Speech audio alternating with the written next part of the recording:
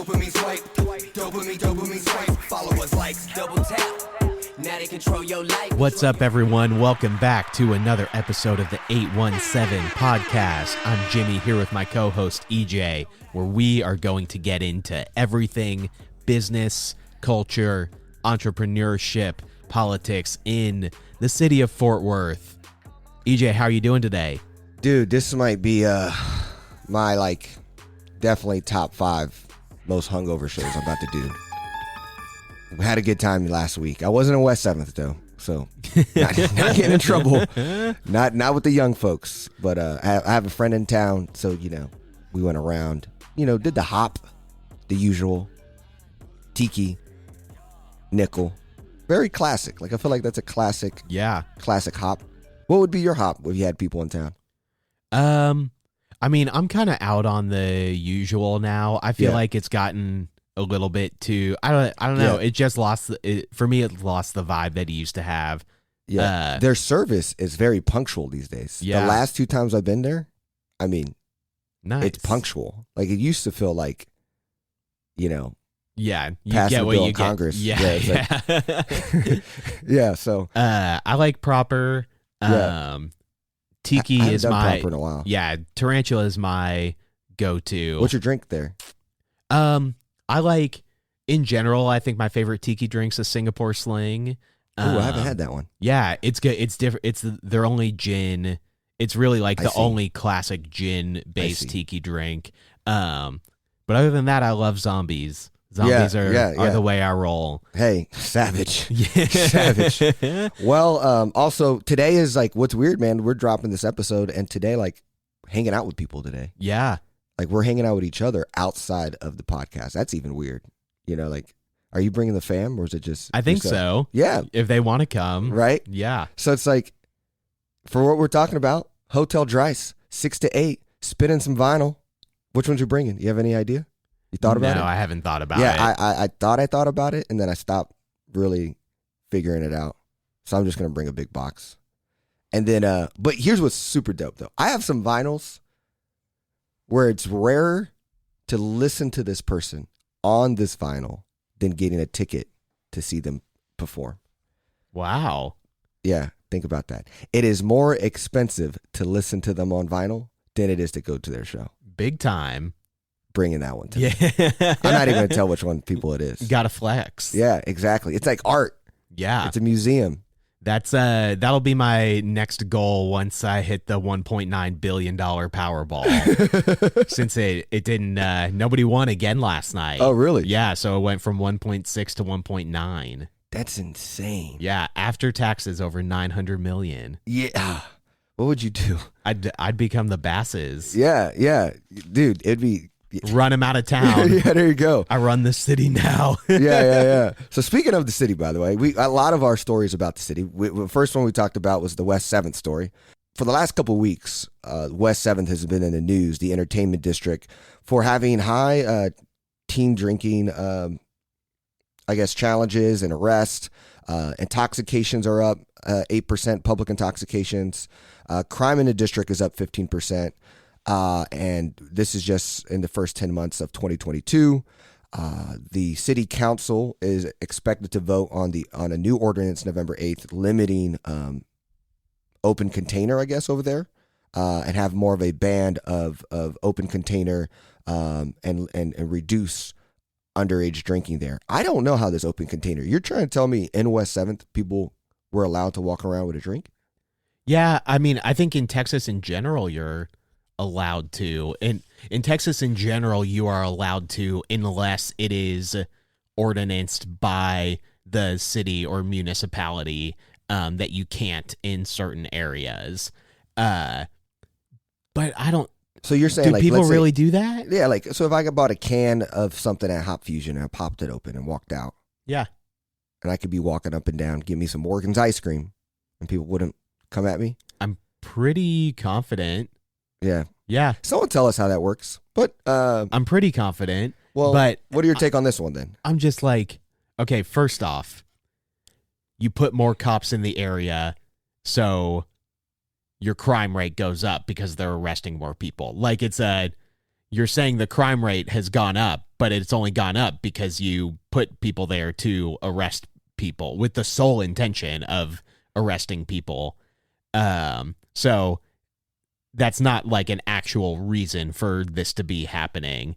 I don't, are there that many people walking around with open containers? Also, we're talking about 18 to 20-year-olds. Like, realistically, we're talking probably a lot about TCU students. I guarantee if they are going to hang out in West 7th, that they probably have a fake ID. Like, I'm like, I highly, highly doubt that they are going there just to hang out on the sidewalk. Yeah. And walk around. Like, they're going into these places, someone's getting them a drink one way or another, whether it's them, whether it's not them. I just don't think this does anything. To me, like, I think the remodeling they're doing on West 7th to make it more bike and pedestrian friendly across the railroad tracks all the way down, like with the dash running the way it does, like if the dash ran down to TCU as well, I think that could be something that fixes a problem. I think making TCU or the area around it a little bit more accessible to some bars would fix this better. I just think this is one of those like Band-Aid, we need to look like we're doing something here solutions when it's not really going to do anything. Yeah. And what about if you're under 21, can you get into bars still? Like, how's that work? Like, without do they give you a bracelet or mark your hands with X's? Like, yeah, I don't know. I think that 18, like, I know if you try and go to Tarantula, you have to be 18.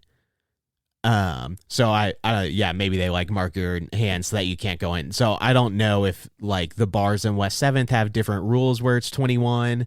I don't know if they're allowed to do that or what the like rules around that are. Yeah. But I would imagine that a lot of these people going down there probably have fake IDs too. Yeah. And I mean, when you have like playpens and large solo cups outside and like it's a big, amusement park, you also, I mean, you try to attract all the like crazy fun, like, it. Yeah, like so, they're focused more on the like, aesthetic Instagrammability of things versus actual like alcohol. The alcohol is just secondary in there for the intoxication piece of it. Yeah. But yeah, so I guess they're voting on it tomorrow. And I don't think anybody really cares or thinks it's going to do anything. Yeah, it's like, does it realistically affect anybody? Probably not. Or like the number of people it affects is very, very small. Maybe it proves me wrong and it radicalizes the whole area and makes it this safe, family-friendly district. Now me, you, and go to West 7th. Yeah. But Hatsuyuki and out. Oh, yeah, it is. That is how it rolls. I haven't had Hatsuyuki in a minute, But also, okay, so last night I drove past West 7th and they had Fuck Street, whatever it's called. They had it blocked off so you couldn't drive down there. And I'm like, man, how do I get to, if I wanted to come here right now, you're telling me I have to drive my car through the entire like West 7th district to get in there? Like, how does that make sense? They had it barricaded with cop cars blocking it off. I was like, this isn't solving any problems. It sounds like it's just becoming like our Dirty Six. Like, it's just like, it sounds like it's just chaos there. Yeah. I haven't been there in a while, but the last time I did go, I did have a good time. Like it was that classic like shot night, like shots, and like everybody like, yeah, let's go. And like we would just hop around and it was a good time. Like I had I felt young again. Yeah. My knees didn't feel young, but trying to get low, but it didn't work out. So staying on topic, in a different part of crime and areas that are dealing with crime, West 7th is dealing with crime because crazy young rich kids are going crazy. Las Vegas Trail has been historically underdeveloped and suppressed. So Las Vegas Trail has different issues around crime. But last week, Michael Crane, a city council member who has Las Vegas Trail a part of his district, on Thursday released its transformational plan to improve the neighborhood on the western side of the city. The plan was developed by a Philadelphia-based design and planning firm, Interface Studio, and it recommends improving access to food, healthcare, quality housing, while also seeking improvements to public safety, and education. This is a Fort Worth Star-Telegram article, and then they say the area has a population of 1% of Fort Worth population, but 4% of our violent crimes. The area's median income is $32,299. It's roughly half of that of the city's as a whole, and its 33% poverty rate is nearly triple the city's average. What we're able to see, though, is that Michael Crane kind of pointed out that the city's crime is being improved, and the city has invested $3.5 million a part of its neighborhood improvement program with streetlights, security cameras, trash can, and it's looking at traffic solutions to deal with roads and speeding cars. Early efforts led to a 20% drop in violent crime through the first 9 months compared to the same time period in 2019. Crane quotes, "We're not done yet." What's your take? Yeah, it's been probably a few months since we've talked about Las Vegas Trail, maybe really since the Michael Crane interview. Yeah. But Which he might show up. He told me he might show up nice today. I'm acting as it's Monday. Yeah. But he might show up, so we'll see. I think he's doing a lot of great things in the area, and the people there seem to be on board with it. The organizations in Las Vegas Trail that he's working with really seem to be on board. I love that, they've got a new community center, a new public library, like giving kids a place to hang out and like feel welcome and safe after school so that they're not getting into whatever it is they might be roped into instead. So I'm glad that there's a continued light being shined on Las Vegas Trail, because I think that it's a community with a lot of opportunity and a lot of potential to be developed. And we just keep, nudging things the right way with Las Vegas Trail, with revitalizing historic South Side, with development going into Stop 6. Like, in general, these three areas are seeing a lot more investment and public eye than they have in the 2 to 3 decades prior. And I think the results speak for themselves. Yeah. And to me, someone who has over time feel like built a somewhat relationship with Michael Crane, like, to me, what I respect about him and what you have to accept is he's a legit doer, and he gets things done. Like, regardless what you think about him, what you think of views, what you feel about all that stuff, like, at the end of the day, Fort Worth needs doers, and that's really cool to see someone who's like timely, punctual, responsive. Like, it must be nice, right? But it was funny though. He this event was LVT Rise luncheon at the Ridgely Country Club, and he invited me, and I was like, I'm going to be in Dallas. He goes, "Sorry, you're going to be in Dallas." I was like, "Sorry, you're going to be at Ridgely Country Club." I was like, anyways, let's go ahead and, good stuff for the squad out in LVT Rise. Great work there. And, keep it on going. Let's go to the third one. Yeah, let's talk about... You're pretty passionate about this one. Let's talk about development in the Stockyards. Like I said, I think that the remodeling happening on West 7th, the replacement of some of the big box stores with new apartments and mixed-use development is all a very, very positive change. It gives me hope for Fort Worth's vision and its planning department and the people that are making that happen. But then we go to the Stockyards, and Fort Worth wants to keep tourists coming to the Stockyards by limiting multifamily development. Now, we we dunk on Sundance Square a good bit, and I think rightfully so. One of the biggest issues with Sundance Square is that people can't live there. It does not feel like a welcoming place to locals because of the effort that goes into going and parking in parking garages that are way out of the way, or going to, or having to pay for street parking during the day. And that's because people don't live in the area. Everybody that wants to go to Sundance Square has to drive there. That is the same situation, or a similar situation to the Stockyards, outside of the existing single-family neighborhoods that are there. And we're trying to just make the Stockyards Sundance Square 2.0 when it comes to separating the local experience from the tourist experience of Fort Worth. And to me, that's not telling a good story about the city.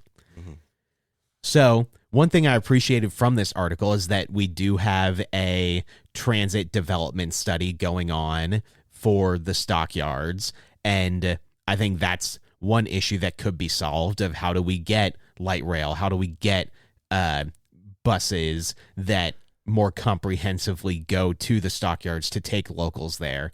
But this ordinance specifically would make multifamily zoning in the Stockyards non-existent. Nothing within walking distance of what we think of when we think of Exchange, Stockyards Boulevard, maybe a second story in North Main Street. And so we're just kind of repeating all of the mistakes that we've already made, transplanting them in another area, and continuing to make the Stockyards a less appealing place for locals to go and experience. Mm-hmm. Now that street there, like, it looks like all the multifamily non-permitted spots is on the right side, and like, if you know, like, that street right there has these like warehouses right there, and it's actually kind of, yeah, I feel like on the other side of the road there could be, or like, it would make sense for a lot of development right there. So, yeah. The Stockyards is perfectly set up right now as an almost near blank slate that we could develop dense, multifamily, walkable communities around. And for whatever reason, the people behind this don't want that to happen, even though it's a valuable thing for everybody there. It's a win for the city. It is a win for these businesses having a built-in market share right there, where they're not having to rely on 80% of their customers being tourists. Like, we are a year and a half removed from the tourist industry disappearing for 8 months. Yeah. We have already seen that relying on tourism as your form of customer base is a fairly risky thing. You know, maybe Taylor Sheridan stops shooting movies in Fort Worth, and like, it loses that, you know, appeal of being in 1883 and everything. Yeah. So to me, the long-term development of the Stockyards will be greatly hurt if this zoning change happens. Yeah. Who would want to live there? Well, like I could see, like, maybe like people who live out in West Texas and then they want a condo. Yeah, I mean, I think a lot of people would see it as an attractive place to live, especially people moving from outside of Fort Worth. People, That's true. People moving from Austin, San Antonio. Like, I think that there's definitely a market there, or people moving from Dallas. Like, it's not the most accessible to a highway to, you know, get over to Dallas, but if you're working up north, like, you're not far from 35 West North. Yeah, you can easily make that work. Yeah, there's that could totally be for people. And Yeah. I don't know, because I think this also is like something like the Riverwalk has this issue as well. Like nobody Yeah. lives there. And so so you have to rely on conferences. Yeah. And I like read this article and I'm like, man, like the people behind this do not travel at all. Like the Eiffel Tower is surrounded by mixed use development. Anywhere you go in New York, Chicago, San Francisco, they're all surrounded by multifamily mixed use development.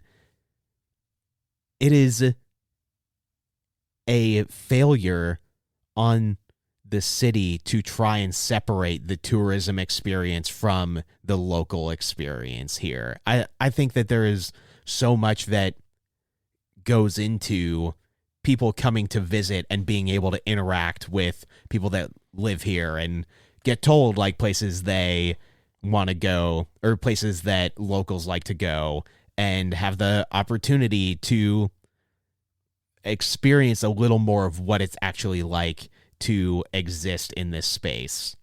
I just don't think we tell the story of Fort Worth well if we're separating those into two entirely different things. Yeah, I mean, there's people who've been to the Stockyards and like I'll tell them I live in Fort Worth and like I love Fort Worth. The Stockyards are so cool. I'm like, oh, cool. Where else did you go? I mean, it wasn't where I need to be. Like, no, that's actually not Fort Worth at all. Like, there's so much more. So it is crazy that 3 million people show up to this thing, and they show up to it and then they dip. Like they don't come to Fort Worth. Right. So we've made Fort Worth like a day trip from Dallas. Yeah. A short weekend. You're not taking a long weekend here. You're just doing a normal weekend. Yeah. But you know what? As much crap I give the Stockyards or West 7th, I've had some great memories in both places, So when's this vote? November 9th? Or wait. Proposal will be presented to the Zoning Commission a second time November 9th after a 30-day continuance was granted by the commission last month. Residents may tune in to the Zoning Commission meeting at 1 p.m. November 9th in the City Hall Council Chambers. You can find more information on the city's website. Boom. We're banning open container in West 7th, and we're banning living in Stockyards. Let's keep going as we talk about, we're 20 minutes in, and of course, this pod is the day before the election. So, the big story is obviously the election. I would imagine that everyone here on the pod are voters and have voted. And if you have, great job. If you haven't, come on.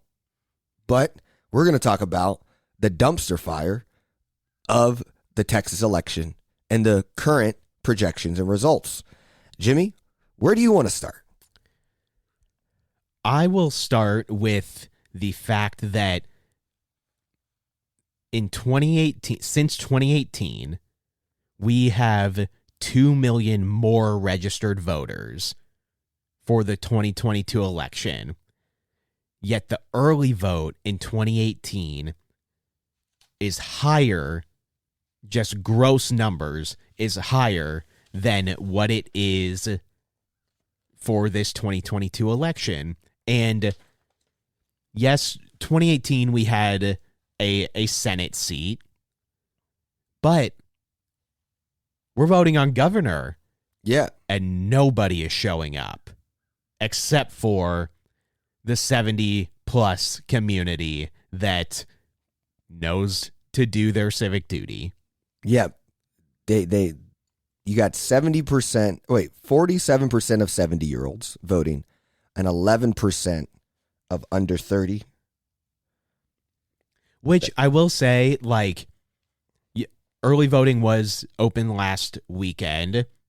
Realistically, your 70 plus community potentially realistically, like, one flaw of early voting is that the schedules from at each voting center are different. They're not open as late or as early as they are on election day. So for a younger crowd that might not have as flexible of a schedule, it's maybe harder to get out on early voting.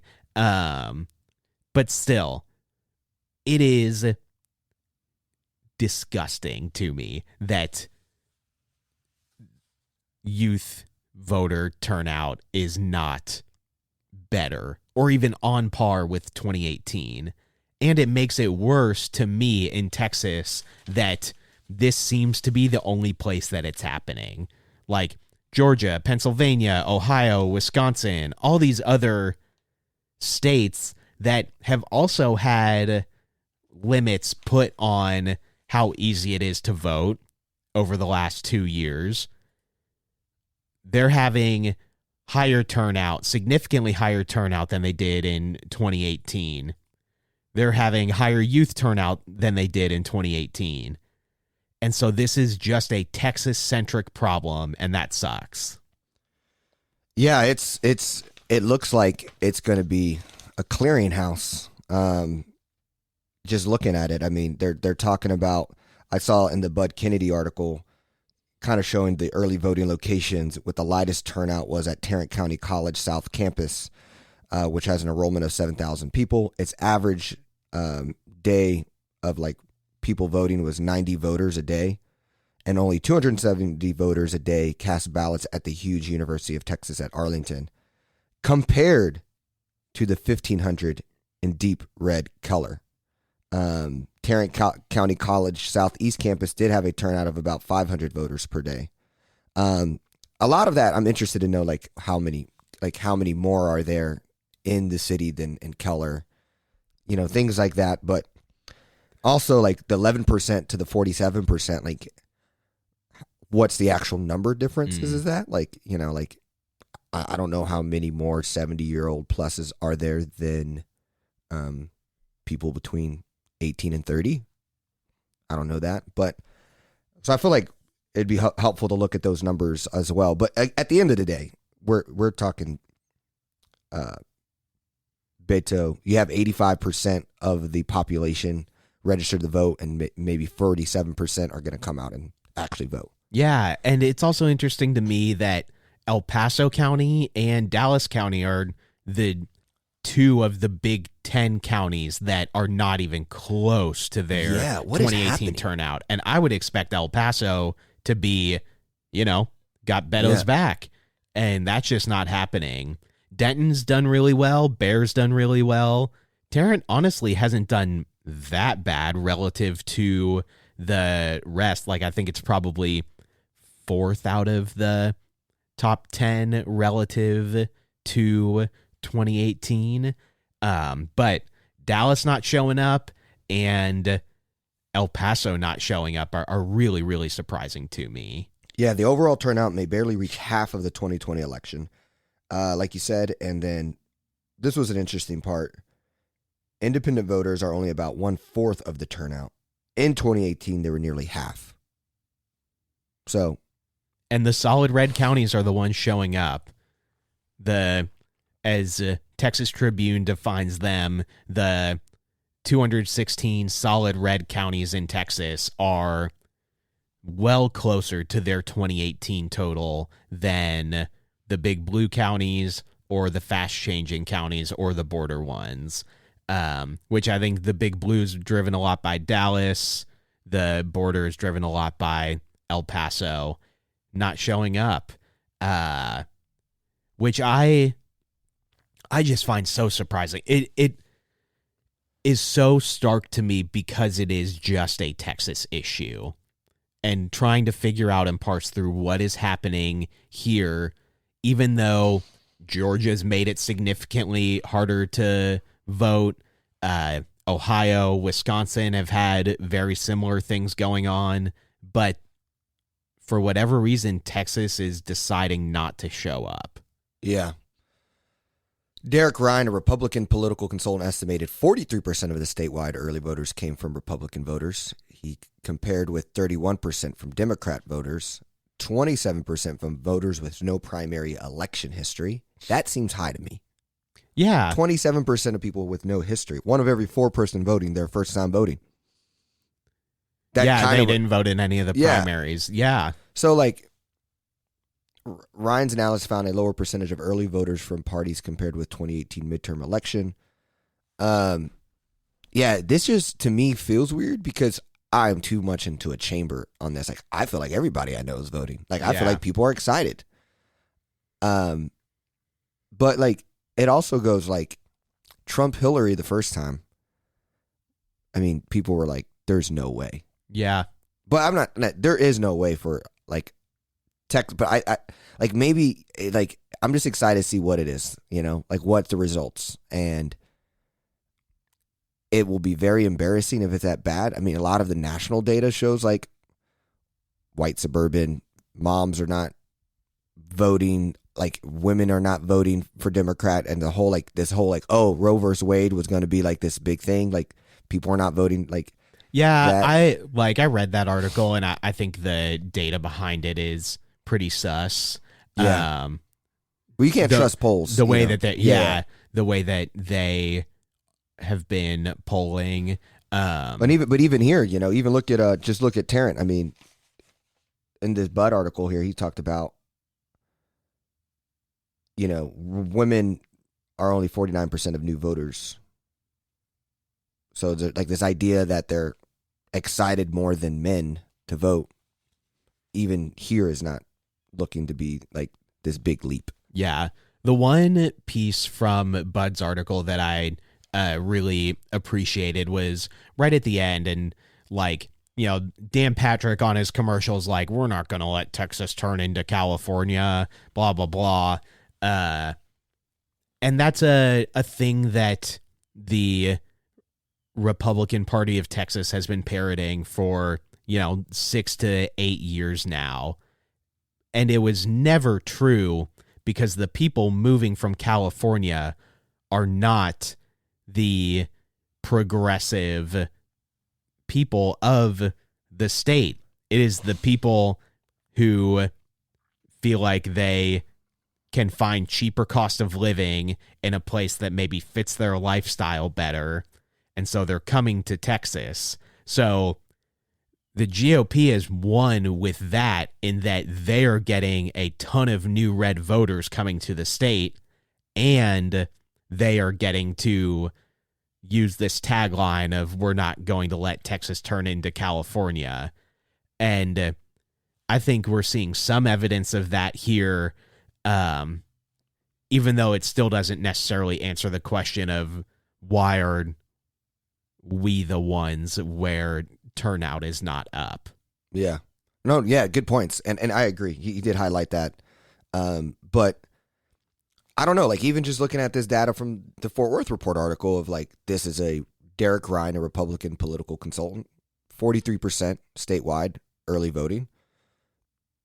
We're Republican, 31% Democrat, and then 27% voters with no primary history. What is the demographic of that 27% with no primary history? In my mind, that would lean more to like young people who are upset about something. Yeah. Yeah. And if you do the math there, 27%, you know, let's say 15% of that is Democrat. Like, now that makes a big impression off of his data. Like, yeah.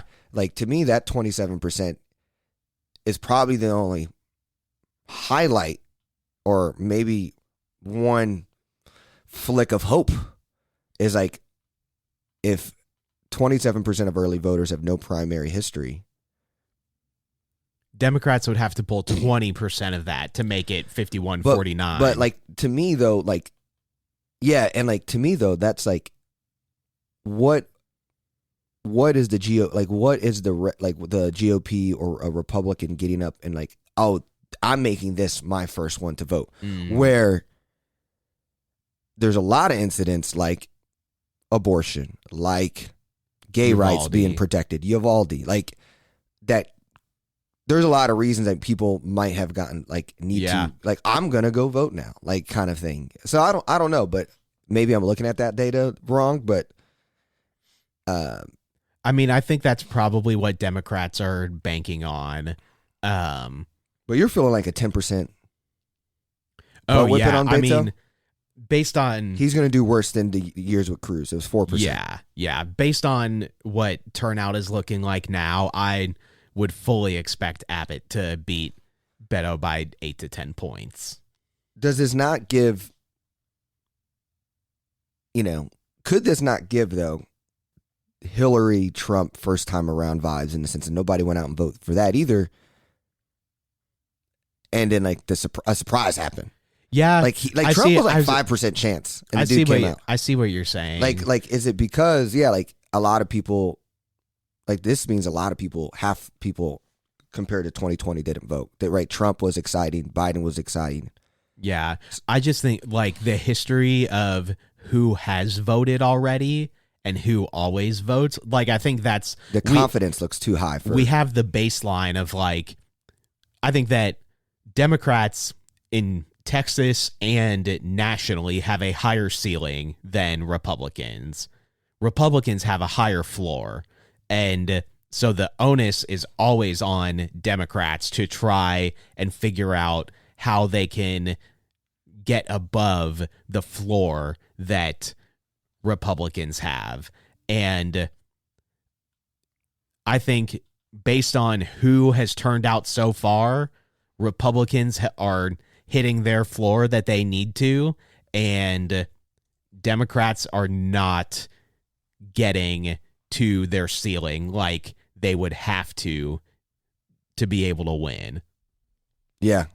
But again, I think still the most interesting race is Mike Collier. And that's the most important one. Based on who has shown up so far, has the number of Republicans that have kind of flipped against Dan Patrick, have they flipped enough people? Because that's the only race where I think we're not looking at just a down ballot vote. But that's also just because more Republicans are voting, it doesn't mean that they're voting party down. Right.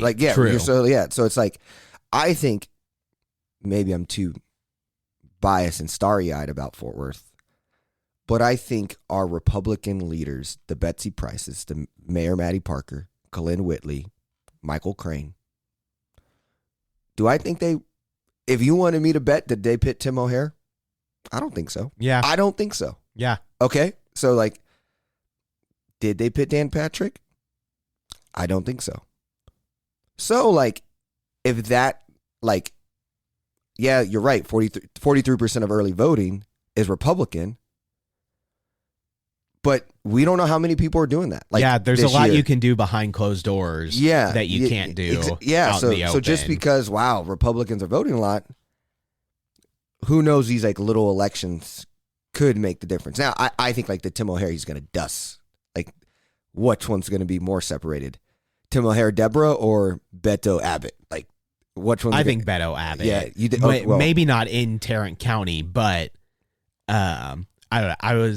I heard from someone this week who is a early 30s, someone who I would consider progressive, someone who I consider informed. They went through the websites of every county judge that they were going to be voting for and everything. They told me that they left the Deborah vote blank because they're just tired of voting for Deborah. And they're it just seems like she's finding another random position to run for. And I'm yeah, that's kind of what every politician is doing inherently.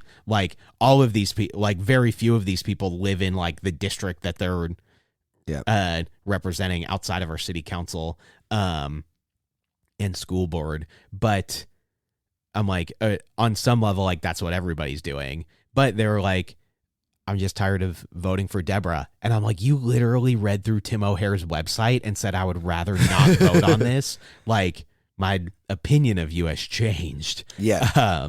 But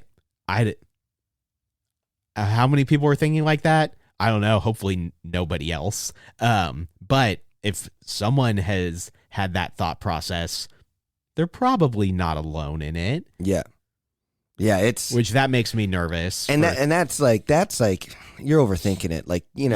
Quit trying to make it difficult. It's this is a very the principles that I think we just all need to vote on is, all right, let's protect democracy. So no, we can't vote for anyone who believes the election is rigged. Like, that's a simple, there's your scorecard. Yeah. Like, all right. If the other person thinks the election was rigged, all right, don't vote for them. Yeah.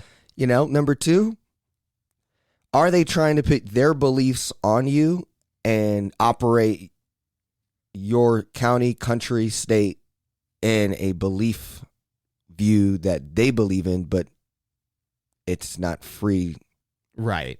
Like, everyone has to be the same, or like, that's kind of number two for me. Like, those are the two things. Like, you can call that progressive. You could call that being a crazy Democrat. Yeah. Like, you believe in our election, and you believe that people should be able to be who they want to be. Yeah. Boom shakalaka. That's kind of how I vote right there. Like that. Like, why are you gonna look over the websites and then, like you said, just because you've seen Deborah over again, Beto's been over again. Like, yeah. So like, but I kind of think, I don't know what the race of this person is, but you can guess. I can guess.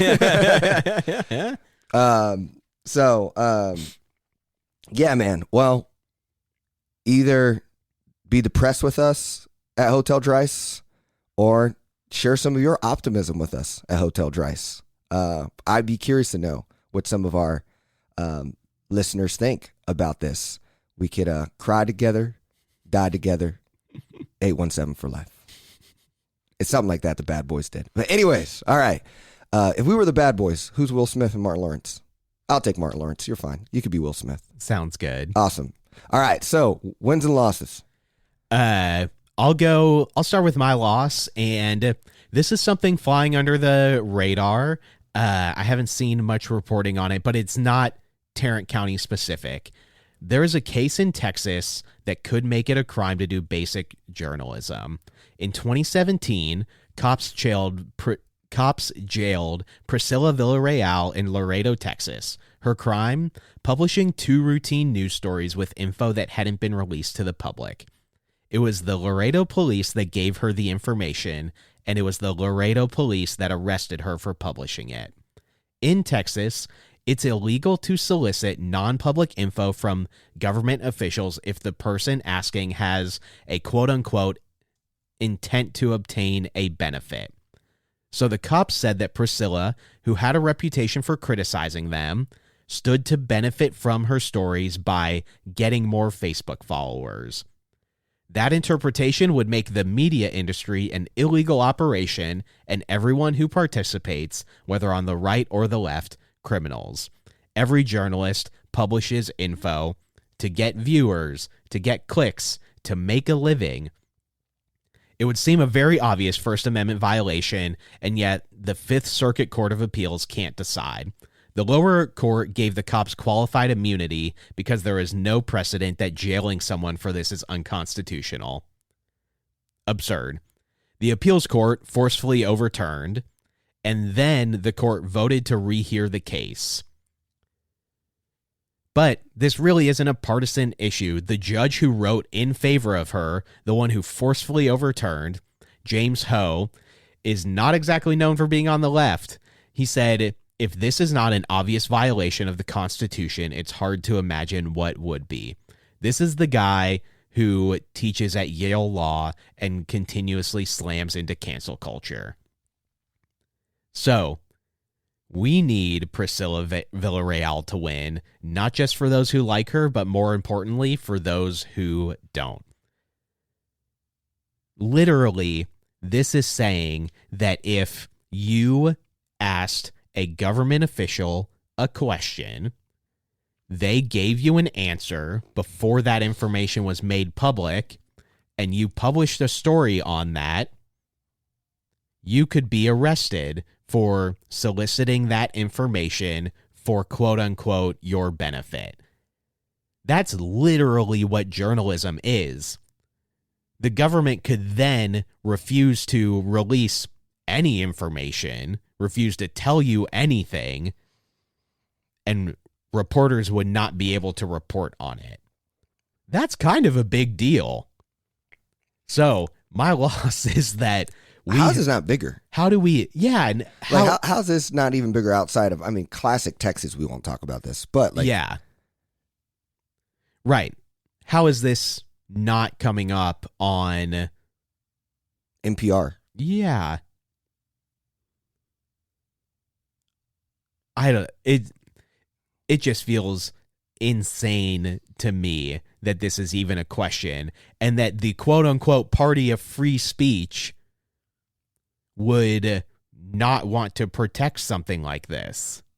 Yeah. But, now the issue with journalism is that it's a liberal thing to them. Right. Mainstream media. Yeah. When Fox is the most mainstream of all the media outlets.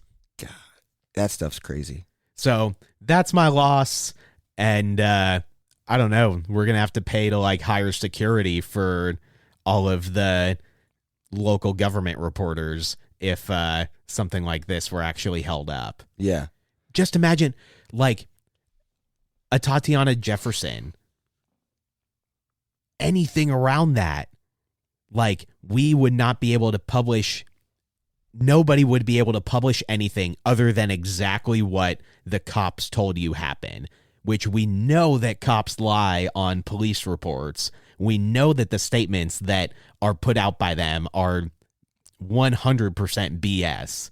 But if you had any other information, you couldn't report on it because it wasn't made public. And that is scary. Yeah. That's how you become a police state. Yeah. And with no election, now being rigged, Nevada and Arizona, they're in legit wars for the person who would win thinks the election was stolen. Yeah. These are the things that crawl. This story you just brought up about being a journalist and questioning, Texas has a lot of money in the bank, man. It's terrifying. It is. Well, mine, if you want me to lighten the mood for you real quick, I was just on Twitter and Oz, who's running for Senate at Pennsylvania on the Republican ticket, said, tomorrow morning, I want you to contact 10 people, do it before the Steelers game. And then John Fetterman, the Democrat, said, the Steelers have a bye. The fact that that's even close, this guy doesn't live in your state. He's, oh my God. But the Fetterman also, I think, stroke thing is actually unfortunate, but it's an interest. It messed it up. He had it running, and then I'm not saying he did that to me, yeah, and then he made a mistake. He just life, but yeah, we'll see. That everything's got about a month ago. It was man, we're gonna keep the Senate, yeah, and now I'm oh snap, I don't know.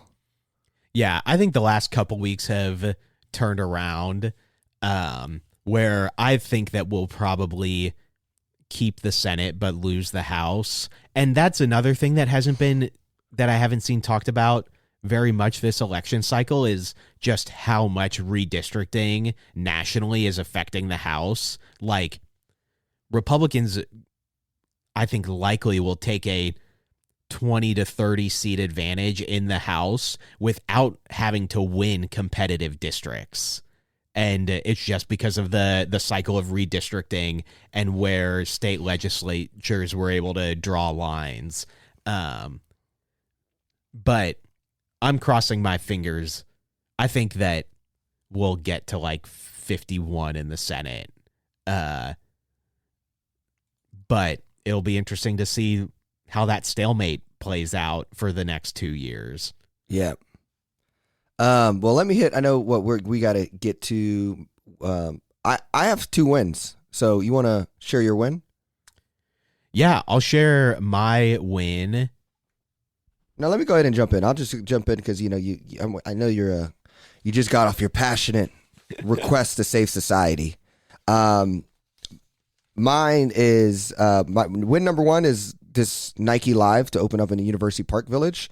Nike is bringing its latest store concept to Fort Worth's University Park Village with some major differences from a traditional retail store. Nike Live will open November 17th with a member-only store concept that's focused on online and mobile app orders. The small format retail store was designed to be a lab-like space for the athletic apparel company to test and trial new products and services.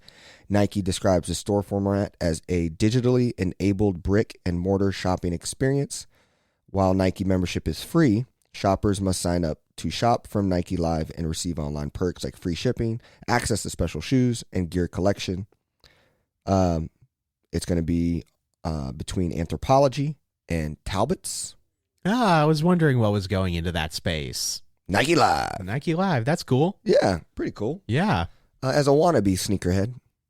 But now that all my money goes to vinyl. So, there we go. My other win was the Chamber of Commerce, which I don't say that a lot. Yeah. So the Chamber of Commerce is attempting to raise $3 million. So this story was written with the desperate last hit of push to get that last million. The Chamber has raised $1.98 million so far during a fundraising campaign.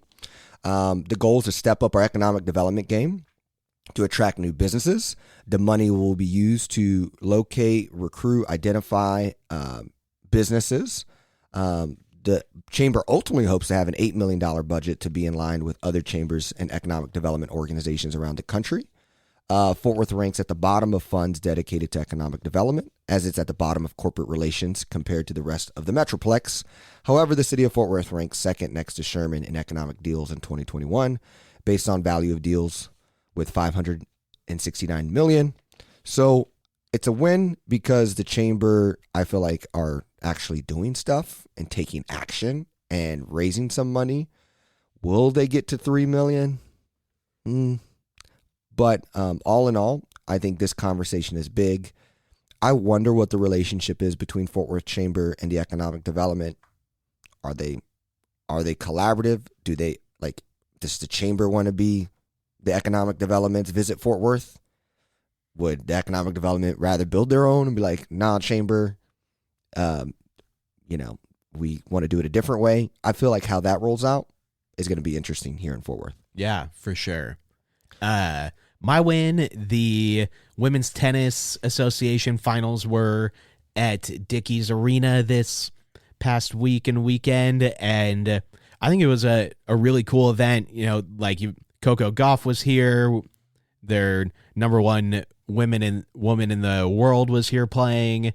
It seemed like it drew a really diverse crowd to Fort Worth. Like, I was at the zoo on Wednesday, and I swear I heard like 6 or 7 different languages being spoken. Wow. A lot of people that were, looking at the map, like they don't go there all the time, when usually it's, a lot of us with passes. Yeah. So to me, it seemed like an event that Dickies held that drew a crowd from all over the place. And it seemed like it was a really exciting thing to have. I honestly didn't know that they could convert it into indoor tennis court too. Yeah. So that was a nice surprise also. But I'll make that my win, that just another cool event that Dickies got to have. There's a great example of local and tourism working together. The zoo. Yeah. Right? You go. I have other friends with kids who go, but yet tourists also go. Yeah. There's a great example of how they could coexist. I think so too. Well, Jimmy, do you have any last minute takes, last minute things to say? We just did about a 55-minute show, depending on edits. Thought it was a good show. Yeah. We'll see what happens. A little bit depressing, but I don't know. Maybe that's part of our brand. We had 2 wins. Yeah. Look at that. 2 wins came out of my mouth. Well, it's because the rest of the was depressing. So yeah, it's like, yeah, had to balance. Yeah. But again, we're going to be at Hotel Dryce today. That is from 6 to the 8th, 6 to 8 p.m. First time ever, 817. We have no idea what the turnout's going to be. It could be like the young people who are not voting, or it could be like the 70-year-olds and like we're popping. So whatever, come hang out if you can make it. First and possibly last of a long time. Even when we were just looking at our holiday schedule. I mean, we are going to be out for a while in December and Thanksgiving and all that. So it's going to be exciting to be able to maybe have this before family and life jumps in. We're going to be missing a couple weeks throughout November and December. But we're going to try our best to like get guests and other things there that we can upload. So thank you for listening. And if we'll see you, we'll see you. And if not, still share this pod with someone you love. Peace. Go vote. Dopamine swipe. Follow us like double tap.